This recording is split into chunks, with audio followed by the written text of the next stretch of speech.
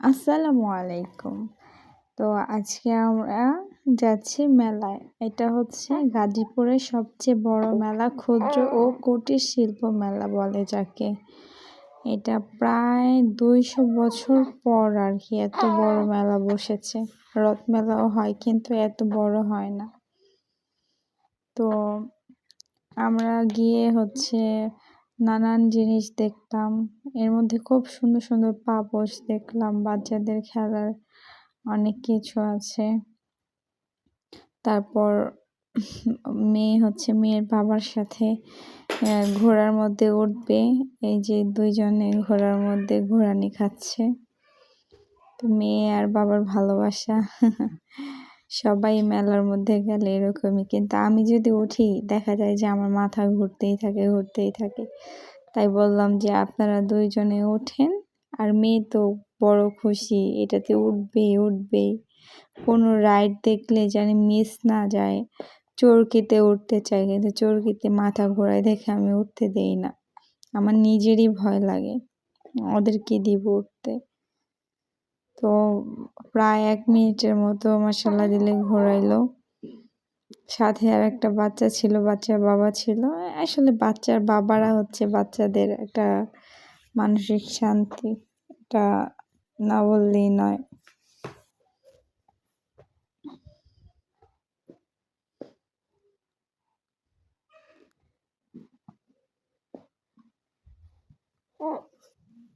তো ঘোরা শেষে আমরা চুড়ি দেখতে গেলাম, কসমেটিক কিছু টুকটাক কসমেটিক দেখতে গেলাম। তারপর চিন্তা করতেছে যে কোনটা কেনা যায়। তারপর ওর বাবাকে বললাম এটা কেমন লাগে, বললো যে না ভালোই লাগে। তো এটা নিয়ে নিছি চুড়িটা। তারপর দেখেন এত সুন্দর রাইড, এত সুন্দর লাগছে, আল্লাহ চরকি, তারপর এই যে ঘোরানিগুলা খুবই ভালো লাগছে আমার গিয়ে। তারপর নৌকা ছিল এখানে।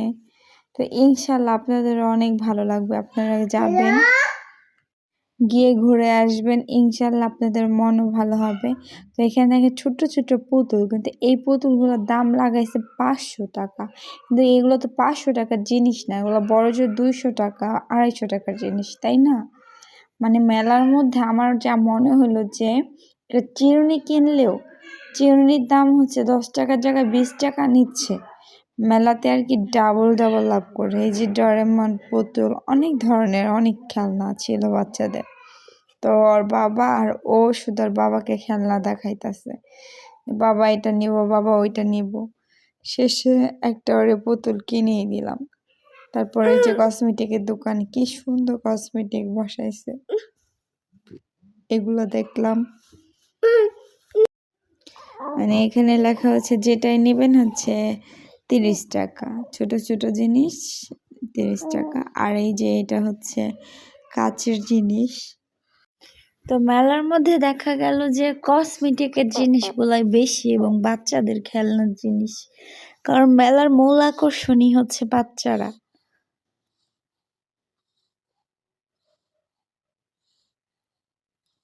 তারপর চিন্তা করলাম শেষের দিকে একটু কিছু খাবার খেয়ে নেই। চটপটি নিছি ঝাল করে, আর দই ফুচকা আমার মেয়ে পছন্দ করে। তো মেয়ের বাবা টেস্ট করতেছে যে কেমন হয়েছে, যে মোটামুটি ভালো।